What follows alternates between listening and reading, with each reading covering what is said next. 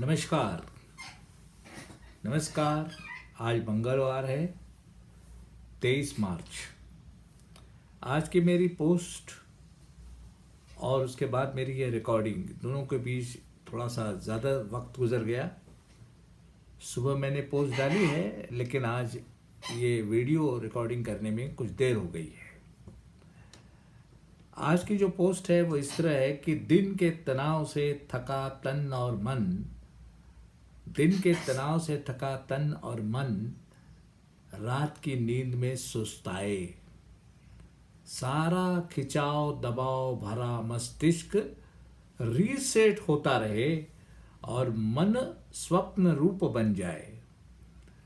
दिन के तनाव में थका तन और मन, दिन के तनाव में थका तन और मन रात की नींद में सुस्ताए।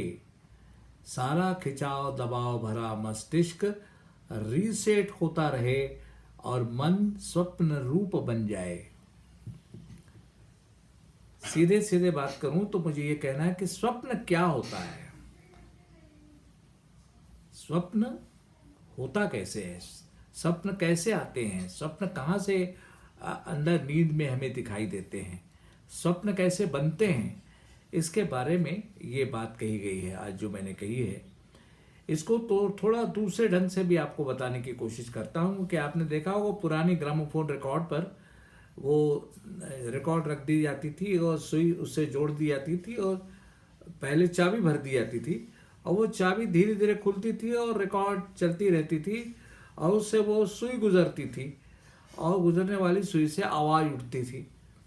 जैसे लता मंगेशकर का कोई गीत चल रहा है और अनायास समझ लीजिए किसी कारण वो उसकी जो स्पीड है, जो चाबी भरी है, वो स्पीड उतर जाए, वो अंदर की जो स्प्रिंग है वो ढीली पड़ जाए तो वही रिकॉर्ड धीरे धीरे चलने लगती है और फिर लता मंगेशकर की आवाज़ कुछ बदल जाती है, गाना भी बदल जाता है, सारा गाना और आवाज़ सब ढीली पड़ जाती है और लगता ही नहीं कि ये लता मंगेशकर की आवाज़ है, कुछ दूसरी आवाज़ सुनाई देने लगती है, कुछ दूसरे ही शब्द सुनाई देने पड़ते हैं।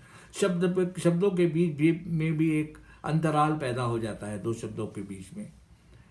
और ठीक उससे उल्टे बहुत ज़्यादा खिंचाव के कारण जब कभी कभी कोई चीज़ थक जाती है, वैसे मान लीजिए वो थम जाए, रुक जाए रिकॉर्ड और कुछ देर के बाद जब उसको आराम मिले तो वो फिर धीरे धीरे चलने लगे और अपने पूर्ववत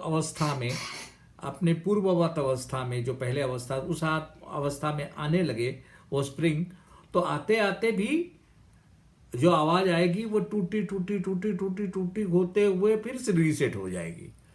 तो रीसेटिंग भी, जब सेटिंग में भी और रीसेटिंग में भी दोनों वक्त जो है हमारा विचारों का जो चक्र है वो कभी ढीला पड़ जाता है। मैं विचारों का कह रहा हूँ, खाली विचार नहीं होते, अंदर प्रतिमाएं होती हैं, विचार होती हैं, भावनाएं होती हैं, संवेदनाएं होती हैं।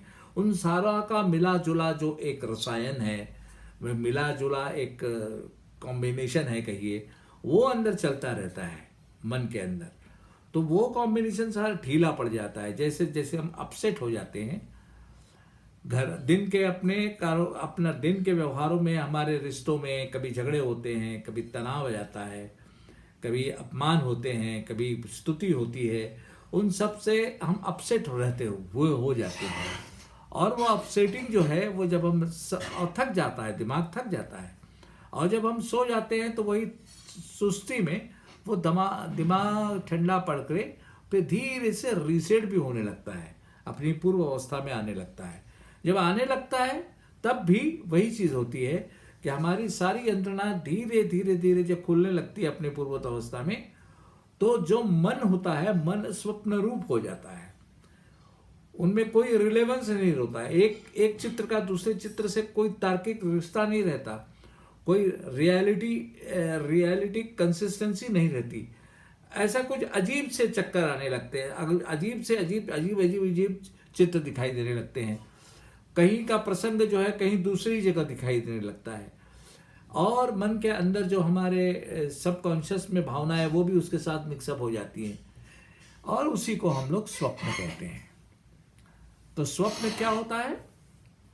स्वप्न जो है, जो हमारी कसी हुई अलर्टनेस होती है, दिन की जो अलर्टनेस है, और अलर्टनेस की वजह से जो हमें दिमाग को तनाव आता रहता है, दब और अलग अलग इंजूरीज होती रहती है, भावनाओं की इंजूरीज, घायल होता रहता है मन।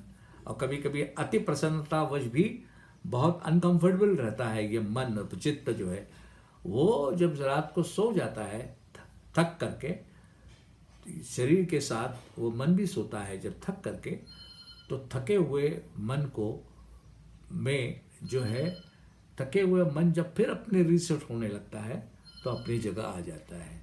बस मैं यही कहना चाहता हूँ आज, ज़्यादा कुछ नहीं। नमस्कार।